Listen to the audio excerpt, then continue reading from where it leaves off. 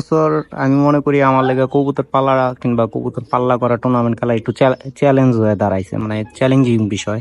আগের বাসা চারতলা ছাদ ছিল, তো চারতলা ছাদে থেকে কবুতর উড়াইতাম, ওরকম কষ্ট হইতো না।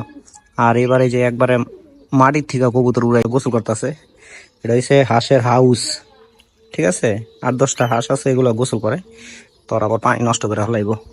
এই যে আখের গুড় দিয়া সব। এইটা আমাদের ফেসবুক পেজ, সবাই লাইক দিয়ে ফলো দিয়ে পাশে থাকবেন। আসসালামু আলাইকুম। অনেকদিন পর কবুতর গুলার বাইরে ছাড়ছি। এখানে কি অল্প কিছু কবুতর পাখা বাঁধা আছে, আর কয়েকটার পাখা ছাড়া আছে, 10-15টা কবুতরের মতো। তো এই যে কবুতর গুলা মাটিতে ছেড়ে রাখছি, যে যার মতো খাবার দাবার খাইতেছে। লগে হাঁসের বাচ্চাও আছে 3টা, আর বড় আছে 8টা। তো এই যে কবুতর গুলা বাইরে খাবার দিছে আজকে, অনেক রোদ, মাটি খাইতেছে। ওই যে ধাপড়ি, ওই যে ধাপড়ি, ধাপড়ি বরাবর রাখছি। তো আয়োজন শেষ। এখন থরের কবুতর গুলারেও খাবার দিছি, পানি দিছি, আর বাইরের গুলা এগুলার ছেড়ে রাখছি। এখানে গাছ লাগানো আছে, আসলে অনেক রোদ পরে এই গাছগুলো বড় হয়ে গেলে তখন একটা ছায়ার ব্যাপার স্যাপার হয়ে দাঁড়াইব। ফল গাছ, এখানে আমার আঙ্কেলের গাছ খুব পছন্দ করে গাছ লাগাইছে। এখানে আমও ধরছে দেখা যায়। আর এগুলারে খাবার দিছি, নর্মাল যে খাবারটা দেই এই খাবারটাই দিছি। বাচ্চাদের যে খাবারটা দেই, থরের ঘরে যে খাবার দিই এগুলারে সেই খাবার দিছি।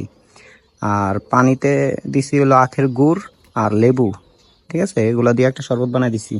তো এখানে আছে, এই যে হাঁসগুলা গোসল করতেছে, এটা হচ্ছে হাঁসের হাউস।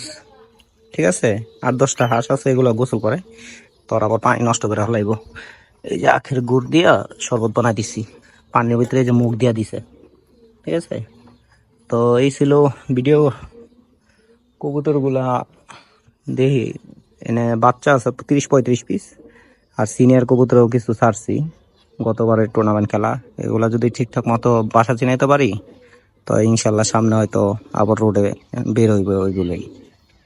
তো সবাই দোয়া করবেন, দেখা যাক কি হয়। এই যে দেখেন দাপড়ি খালি, 2 দাপড়ি কবুতর ছেড়ে দিছি, আর এদিক দিয়ে ট্যাপ ডোর খোলা রাখছি। আমি আগে পাখা বাইদা একটা একটা করে কবুতর গুলার ট্যাপ ডোর দিয়েই ঢুকাইছি। তো এই যে সব দাপড়ি খালি আর কি। তো আসলে নিচা বাসা, তো তো একটা সমস্যা আছে, এদিক দিয়ে বিড়াল আসে, এদিক দিয়ে বিড়াল আসে। নিচা বাসা তো আসলে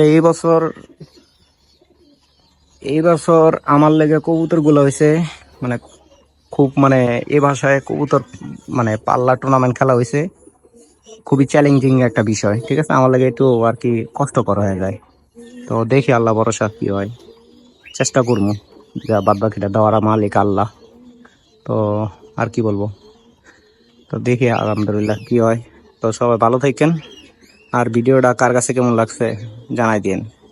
আগে 4-5 তলা ছাদের উপরে থেকে কবুতর উড়াইতাম, তখন সিস্টেম ছিল একরকম, আর এখন হয়েছে আরেক রকম। এই যে হাঁসগুলা গেল, যে যার মতো গেল।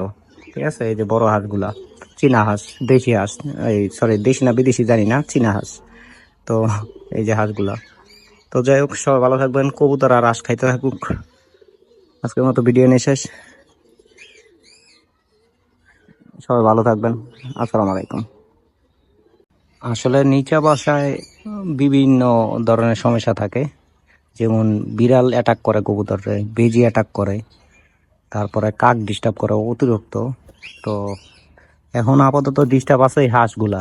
ঠিক আছে, এই যে লেবু পানি, স্যালাইনের পানি, মানে লেবু আর আখের গুড়টা স্যালাইন বানাই দিছি, ওই যে হাঁস দেয়া খাইতেছে।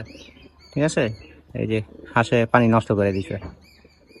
তো যাই হোক আলহামদুলিল্লাহ, এই যে যে যার মতো খাওয়া দাওয়া করতেছে। তো এই ছিল আসলে এবছর আমি মনে করি আমার লেগে কবুতর পালা কিংবা কবুতর পাল্লা করা টুর্নামেন্ট খেলা একটু চ্যালেঞ্জ হয়ে দাঁড়াইছে, মানে চ্যালেঞ্জিং বিষয়। আগের বাসা চারতলা ছাদ ছিল, তো চারতলা ছাদে থেকে কবুতর উড়াইতাম, ওরকম কষ্ট হইতো না। আর এবারে যে একবারে মাটির থেকে কবুতর উড়াইতে হইব। তো দেখি আসলে যে আল্লাহ ভালো রাখে, একটু ওই যে একটুখানি ভয় পাইছে।